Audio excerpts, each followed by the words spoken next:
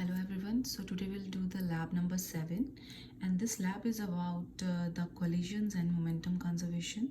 So in this lab you will attempt to prove the conservation of momentum and also show the difference of conservation of momentum and conservation of energy.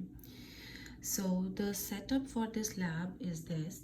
So you can just attach the tape to fix this stand, and then the ramp is here as high as you can do for this lab. One marble you're gonna place at the bottom, and then the second marble will come from up and will do the collision with this, and you can put the measuring tape just um, uh, just beneath this line on of this ramp, and you can measure the distances from this tape for all the horizontal distances. So we will do some collisions in this lab. So this is the setup for this, and here you're gonna put your first ball on the ramp and the second ball is here as I showed you, and when they'll collide they'll fall on the ground at certain positions, and you need to measure these distances on the ground. So you'll first launch the marble without a marble in the position on the collision holder. So first you will do without putting the second marble here, and just you will do the you will launch this one single marble from this ramp, and you're gonna see that where it will land on the ground. So we'll do one attempt, one launch of the marble without a marble in the position of in the holder. In other words, without a collision taking place basically. Do this several times and measure the location of the impact on the ground on the floor. It may be helpful to use paper as shown in the figure. So you can put a paper as well, and wherever it will land, it's gonna leave some prints. So since the momentum mv, the mass into velocity, is conserved, then momentum of the marble solo will equal to the momentum of the two marbles after the collision. So in this lab we have these equations for the conservation of momentum. So for conservation of momentum we have this px1 naught means momentum of this first ball along the x-axis. So that will be equals to momentum of the first ball final along the x-axis plus momentum of the second ball final along the x-axis.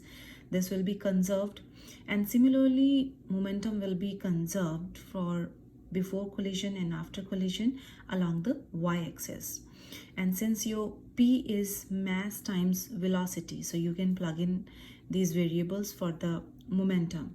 Same for the x-axis and for the y-axis components. Now you can analyze this in terms of the x direction, and you will see that the mass cancels out. So if you will take the marbles of the same mass, the m1 will be equals to m2, and you can cancel out the mass throughout the equation.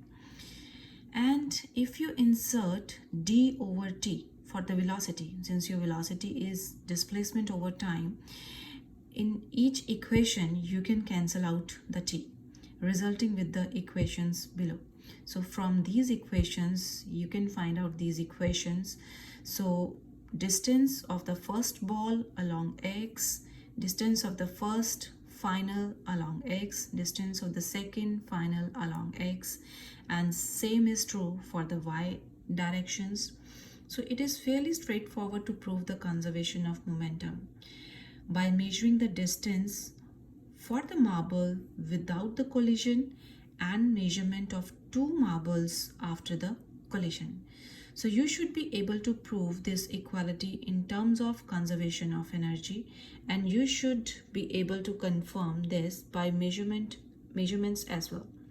So as you can see below, keep in mind that this equation will not balance because of loss of energy due to the friction and sound and find different errors in this lab procedure. But what you are going to do, you will, and this is also the conservation of energy for before collision and after collision for these marbles. So you're going to cancel out the half and masses in this equation. You will get it in terms of velocity, and since your velocity is displacement over time, so you can replace it with this equation, and again the t will gonna cancel out throughout the equation. So now this is the final equation that you have for this lap.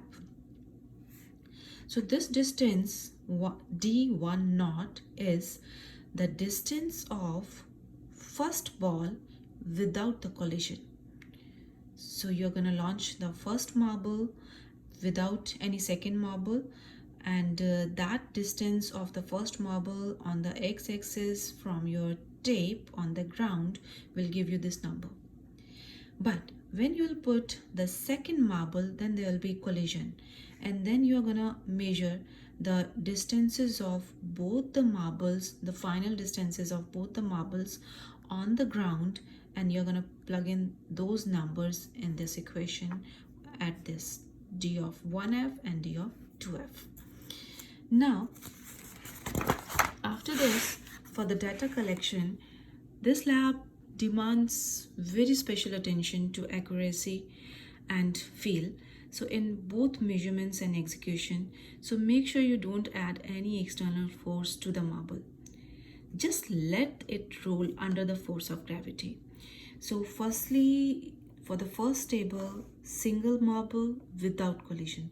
So for the single marble, you're not gonna put anything at this place, but you will just leave your marble at this position and just let it roll.